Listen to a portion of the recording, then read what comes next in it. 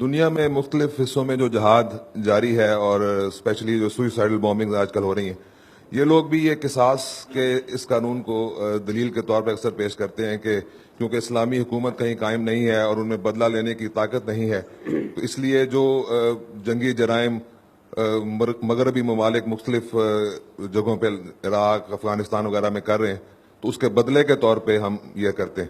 اس کے بارے میں ذرا وضاحت فرمائیں. یعنی اس کے بدلے کے طور پر معصوم اور بے گناہ جانوں کو مار دیا جائے گا. یہ بدلہ ہم آپ لے سکتے ہیں؟ اگر مثال کے طور پر کسی آدمی نے میرے باپ کو قتل کر دیا ہے، میرے بیٹے کو قتل کر دیا ہے، تو میں اس کی ماں کو قتل کر سکتا ہوں؟ ثابت ہے کہ اس نے قتل کر دیا. تو کسی معصوم کی جان کے بارے میں جو لوگ یہ استدلال کرتے ہیں، میں ان کو وہی بات کہتا ہوں جو قرآن مجید نے کہی ہے کہ جب زندہ گاڑی جانے والی لڑکی سے پوچھا جائے گا تمہیں کس گناہ میں قتل کیا گیا، تو آپ کو احساس نہیں ہوتا اس بات کا کہ کس طرح معصوم بچوں کے پرخچے اڑتے ہیں، کس طریقے سے بے گناہ لوگ جو ہے ان کو اڑا دیا جاتا ہے. یہ جہاد ہے، یہ بدترین جرم ہے، اور یہ وہ جرم ہے کہ جس کی سزا ابدی جہنم قرآن مجید میں بیان ہوئی.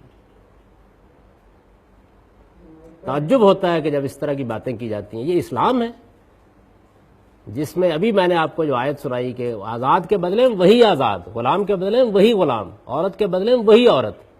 اور یہاں صورت یہ ہے کہ معصوم لوگ، سڑک پر جاتا ہوا ایک عام آدمی، آپ اپنے بارے میں اس بات کو پسند کریں گے؟ یعنی کوئی آدمی جو ہے وہ اگر فرض کیجئے کہ آپ نے کوئی جرم کیا ہے تو آپ کی ماں، بہن، آپ کی بیٹی کو نقصان پہنچائے تو آپ پسند کریں گے اس بات کو؟ گوارا کریں گے اس بات کو؟ سوچیں گے تھوڑی دیر کے لیے؟ انسان کو اللہ نے ضمیر دے رکھا ہوا ہے، اسلام میں اس کی ہرگز کوئی اجازت نہیں ہے. ایک اسلامی اور غیر اسلامی ملک میں جنگ ہو، غیر اسلامی ملک ہزاروں لاکھوں بم آبادیوں پر برسا کر لاکھوں لوگوں کو ہلاک اور اپاہج کر دے، تو آپ کے نزدیک تو اسلامی ملک کو صرف دشمن کے فوجی ڈھونڈ کر مارنا ہوگا. جی ہاں، یہی ہوگا. اس کی وجہ یہ ہے کہ وہ خدا کے حکم کی خلاف ورزی کر سکتے ہیں، ہم نہیں کر سکتے. یہی ہوگا، اس لیے کہ ہم مسلمان ہیں، ہم خدا سے ڈرنے والے ہیں، ہم اس کا تقویٰ رکھتے ہیں. ہم یہ نہیں کر سکتے کہ ایک آدمی اگر ہماری ماں بیٹی پر ظلم کر دے تو ہم اس کی ماں بیٹی پر ظلم کریں. نہیں کر سکتے. اپنے اس نقطہ نظر کو بدلیے، اس لیے کہ مسلمان ہونے کا مطلب یہ ہے کہ انتہائی ظلم کے باوجود بھی ہم ظلم نہیں کریں گے، انتہائی زیادتی کے باوجود بھی ہم زیادتی نہیں کریں گے. ورنہ تو پھر آپ اسی جاہلیت پر کھڑے ہیں جس جاہلیت کو حضور نے ختم کیا تھا. یہ جاہلیت ہے، رسول اللہ صلی اللہ علیہ وسلم نے اس کو جاہلیت قرار دیا ہے کہ دوسرا اگر ظلم کرے تو ہم بھی اسی طرح کا ظلم کریں گے اس کے ساتھ.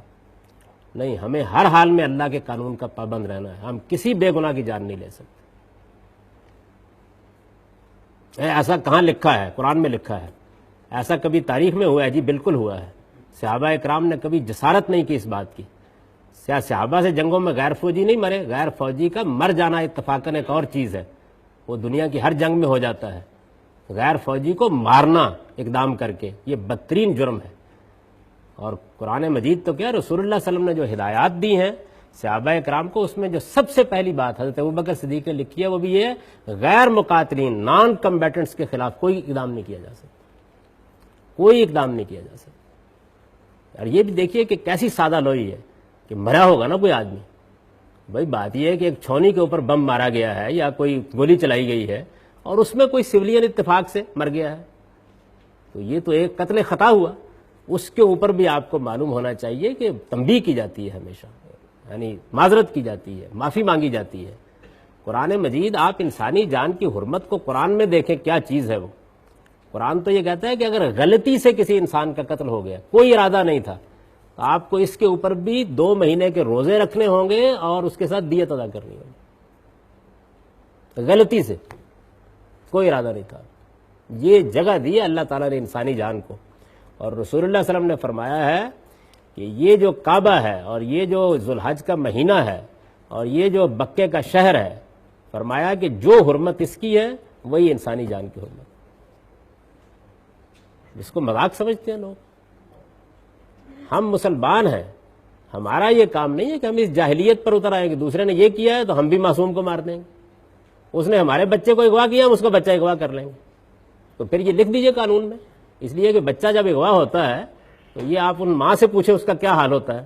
تو اختیار لکھے اس بات کا کہ جب کسی کا بچہ اغوا ہو جائے تو وہ کسی دوسرے کا بچہ اغوا کر.